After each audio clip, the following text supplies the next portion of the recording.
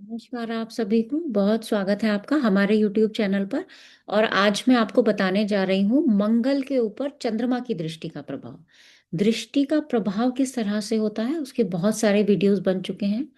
आप प्लेलिस्ट में जाके देख सकते हैं। यहाँ पे आज हम पढ़ेंगे कि मंगल कहीं भी प्लेस्ड हो, अगर चंद्रमा उसको देखता है तो उसके ऊपर क्या प्रभाव आता है। मतलब हम प्रिडिक्शन कैसे करेंगे, है ना।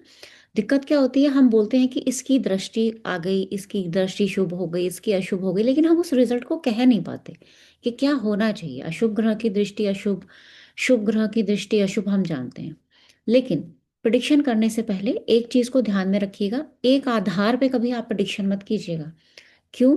क्योंकि मंगल पूरी पत्रिका में कहाँ प्लेस्ड है, वो किस भाव का स्वामी होके कहाँ प्लेस्ड है, और किस राशि में है, और अन्य कौन कौन से ग्रह देख रहे हैं, देश काल परिस्थिति क्या है, एज क्या है, उसके अकॉर्डिंग ही आप रिजल्ट बता सकते हैं।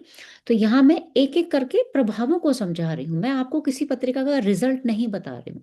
थोड़ा सा अपना भी लॉजिक इस्तेमाल किया कीजिए जब आप कोई भी प्रोडिक्शन करते हैं, है ना।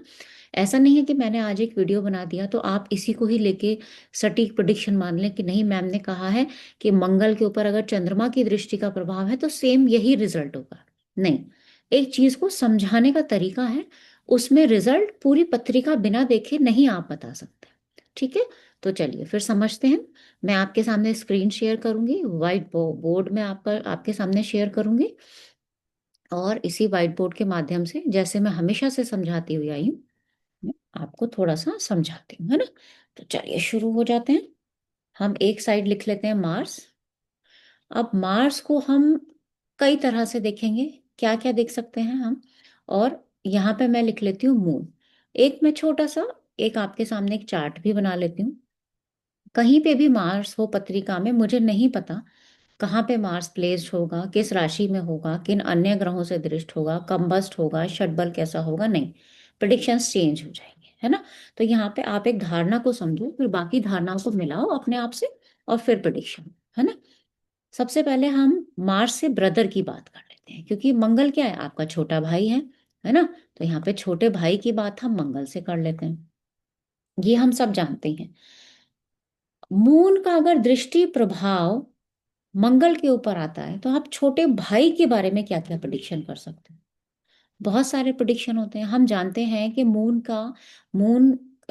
अपने आप में कैसा प्लेनेट है। मतलब मून से हम इमेजिनेशन की भी बात करते हैं, इंट्यूशन की भी बात करते हैं, इमोशंस की भी बात करते हैं, और सेंसिटिव या केयरिंग एटीट्यूड की भी बात करते हैं। तो हो सकता है कि मंगल के ऊपर अगर चंद्रमा का प्रभाव है तो आपका भाई इमोशनल हो, है ना। मतलब उसके अंदर थोड़ा सा एक, जो एक व्यक्ति का स्वभाव होता है वहाँ इमोशंस आने चाहिए, है ना। इमोशनल टच उसके अंदर हो सकता है। डिपेंड करेगा कि मंगल की कंडीशन क्या है। अगर मंगल और अशुभ प्रभावों में है तो ये इमोशनल लेवल पे थोड़ा डिस्टर्ब भी कर सकता है। तो दोनों केस में चीजें अलग हो जाएंगी। फिकल माइंडेड भी हो सकता है ना, ये भी प्रभाव आ सकता है। उसको चेंजेस भी पसंद होंगे अपनी लाइफ में। क्यों पसंद होंगे? क्योंकि मून का जो दृष्टि है वो परिवर्तन को बताती है। मून स्टेबिलिटी का कारक नहीं है। चंद्रमा बहुत जल्दी से राशि परिवर्तन करता है। और हम वैसे भी जानते हैं कि पूरे महीने में चंद्रमा अपने अलग अलग पक्षों में, आप उसको देखेंगे कृष्ण पक्ष और शुक्ल पक्ष के अकॉर्डिंग, तो उसके चेंजेस फ्रीक्वेंटली होते रहते हैं, है ना। तो हो सकता है कि आपके भाई को चेंजेस बहुत ज्यादा पसंद हो, उसके ट्रैवल होते रहते हों, या ट्रैवलिंग पसंद हो उनको। मून से सर्जरी की भी बात हो सकती है। सर्जरी की बात मंगल से भी होती है, केतु से भी होती है। लेकिन क्योंकि हम छोटे भाई को देख रहे हैं, तो अगर मून का दृष्टि प्रभाव है तो मे भी किसी पार्ट की कोई सर्जरी हो, ऐसी भी संभावना हो सकती है। भाई को आप मनमौजी भी तो बोल सकते हो कि हमारा भाई तो बड़ा मनमौजी है ना। बड़ा हंसी खुशी से सबके साथ बिहेव करता है।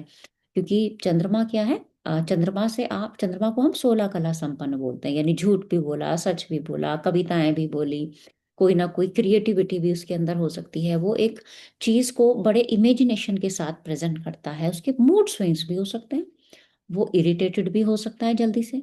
तो देखो कितने सारी चीजें आप एक चंद्रमा से, मंगल के ऊपर अगर दृष्टि प्रभाव है तो अपने ब्रदर के लिए आप बोल सकते हो। बाकी अदर चीजों को भी आपको देखना होगा, ऐसा नहीं है कि खाली इसके ही आधार पे आप बताओ। मंगल से आप अपने लॉजिक्स की बात करते हो। काल पुरुष में मंगल की मेष राशि लग्न में होती है और 8वीं राशि अष्टम भाव में होती है। मेष लगन से ब्रेन की भी बात होती है ना। और मंगल की राशि है, तो कहीं ना कहीं लॉजिक्स की बात हम मंगल से करेंगे। जब चंद्रमा का दृष्टि प्रभाव आता है तो ये जो हमारे लॉजिक्स होते हैं इसमें थोड़ी सी ना कल्पनाशीलता भी आ जाती है, यानी इमेजिनेशन का प्रभाव भी आ जाता है। हर चीज को सिर्फ लॉजिक से देखेंगे तो शायद काम ना चले, है ना। क्योंकि जब हम अध्यात्म की बात करते हैं, ठीक है, थोड़ा सा लॉजिक होना चाहिए, लेकिन अगर आप लॉजिक ही लॉजिक लगा रहे हैं, आप किसी चीज को तथ्य के अलावा समझते ही नहीं है, तो कहीं ना कहीं आपका ब्रो चक्रा भी खराब है। कभी चक्रा के बारे में डिटेल्ड वीडियो बनाऊंगी, एक चक्रा 1 घंटे का वीडियो मैं आपको दूंगी, उसके बारे में अच्छे से समझाऊंगी, है ना। तो इस चीज को आप ऐसे भी समझ सकते हो। लॉजिक्स के साथ में कल्पनाशीलता यहाँ पे आपकी जुड़ जाएगी। मंगल से हम इम्पल्सिव बिहेवियर की भी बात करते हैं, मंगल से हम एग्रेशन की भी बात कर सकते हैं, मंगल से हम एडमेंट होने की भी बात कर सकते हैं। चंद्रमा का जब दृष्टि प्रभाव आ जाएगा तो यहाँ पे आपके इस वाले बिहेवियर में थोड़ा कूलनेस, थोड़ी काम, ये सारी चीजें जुड़ जाएंगी, यानी थोड़ी सी शांति हो जाएगी। देखो मेरे पास प्रश्न क्या आएगा ये मैटर करता है। अगर मून के ऊपर मार्स का प्रभाव है और प्रश्न आता है मेरी माता से संबंधित, तो मेरे ये प्रिडिक्शन नहीं रहेंगे, फिर मेरा प्रिडिक्शन चेंज हो जाएगा, है ना। हो सकता है मेरी मम्मी के अंदर गुस्सा हो सकता है मेरी मम्मी की सर्जरी हो सकता है मेरी माता को चोट लगी हो, ये हो सकता है ना। अब यहाँ पे अगर मैं मन की बात करूंगी तो मेरे मन में एग्रेशन हो सकता है, लेकिन मैं यहाँ मन की बात नहीं कर रही हूँ, मैं यहाँ मंगल यानी लॉजिक्स की बात कर रही हूँ, ब्रेन की बात कर रही हूँ, इम्पल्सिव बिहेवियर की बात कर रही हूँ। तो चीजों को थोड़ा अलग नजरिए से हमें देखना चाहिए। मंगल से हम कॉम्पिटिटिव स्किल्स की भी बात करते हैं, क्यों? क्योंकि छठे भाव के कारक होते हैं मंगल, ठीक है। तो वहां से कॉम्पिटिटिव स्किल्स की भी बात हो करते हैं। कॉम्पिटिटिव स्किल्स में अगर चंद्रमा की दृष्टि है तो वहां थोड़ी सी क्रिएटिविटी ऐड हो जाएगी, यानी कंपटीशन तो आप कर रहे हो लेकिन वो हेल्दी कंपटीशन हो सकता है। अगर इस केस में मंगल बहुत पीड़ित है तो ये कंपटीशन हेल्दी नहीं रहेगा फिर, ठीक है। फिर इस कंपटीशन में ब्लेम लगना और बहुत सारे अदर चीजें भी आ सकते हैं, आपका नेचर थोड़ा सा अनप्रिडिक्टेबल हो सकता है, क्योंकि चंद्रमा से हम ब्लेम की भी बात करते हैं।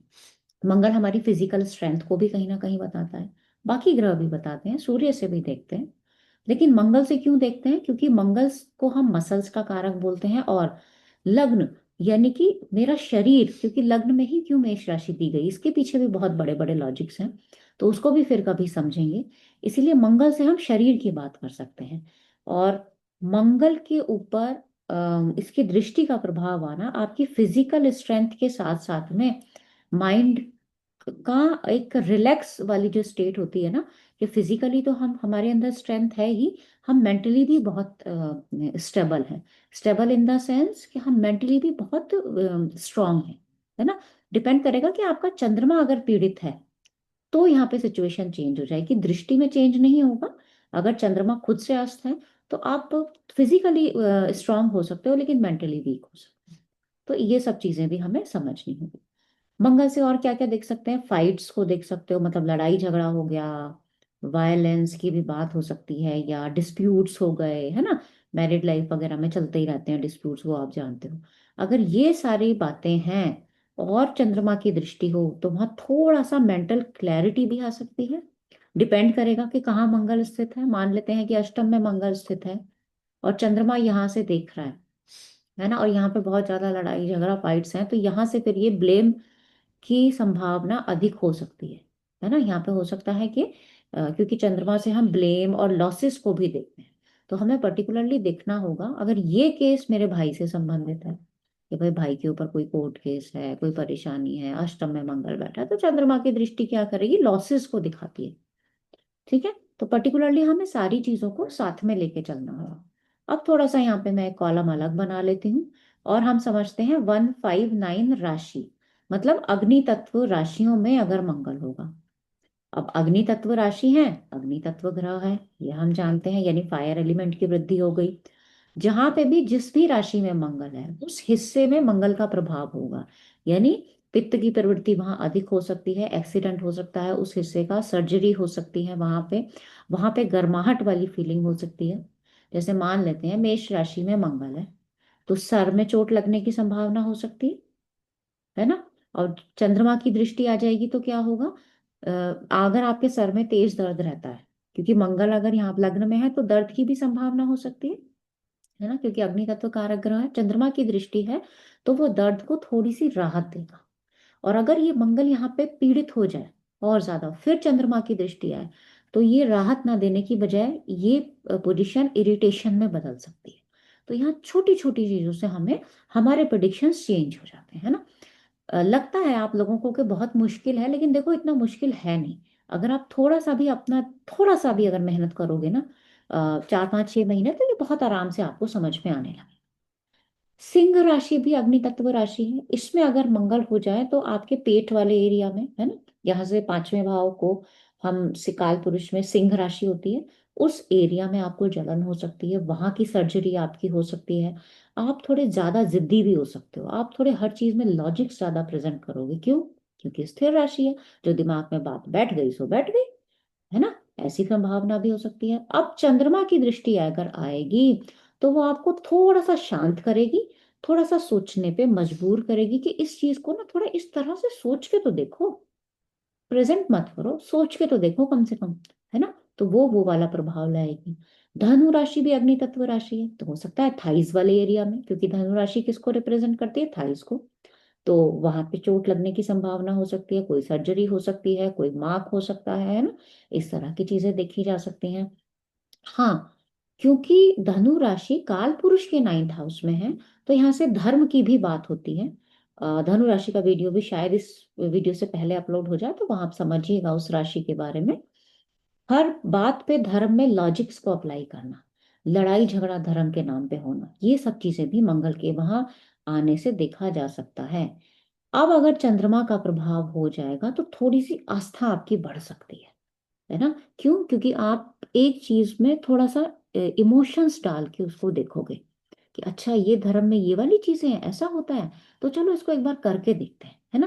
क्योंकि चंद्रमा से हम ना खाने पीने को भी देखते हैं, चंद्रमा से खाने पीने की भी बात होती है। तो यहाँ हर तरह का प्रसाद लेना और बहुत छोटी छोटी चीजों को आप यहाँ से समझ सकते हैं। फिर आता है 2 6 10। अब मैं अलग अलग राशियों का तो नहीं बता सकती। 2 6 10 मतलब पृथ्वी तत्व राशियां हैं। पृथ्वी तत्व राशियों में मंगल होगा, भाई आपके वाणी स्थान पे है। आप समझ सकते हो आपकी वाणी कैसी हो सकती है, कड़वाहट भी हो सकती है, जोर से बोलना भी हो सकता है, बात बात पे लॉजिक्स के बिना, कारण के बिना, रीजनिंग के बिना बात ना करना भी हो सकता है। गले में जलन भी हो सकती है, गले में खराश भी हो सकती है ना। और अब अगर चंद्रमा का दृष्टि प्रभाव आए तो इस केस में आप बोल तो दोगे, लेकिन बोलने के बाद क्या बोलोगे कि मेरा मन था, मेरे मन में आई बात और मैंने बोल दी, क्योंकि चंद्रमा का दृष्टि प्रभाव है ना। तो ये वाली इशू यहाँ पे आ सकता है। 6 नंबर राशि कॉम्पिटेटिव स्किल्स के वो बता सकती है। क्यों? कंपटीशन को बढ़ाएगा, काल पुरुष के 6ठे भाव में है।